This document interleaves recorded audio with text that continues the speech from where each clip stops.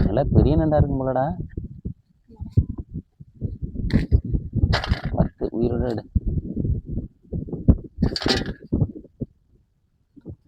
இன்னும் ஆயுதம்லாம் பயங்கரமா வச்சிருக்காங்க பசங்க. பெரிய நண்டு.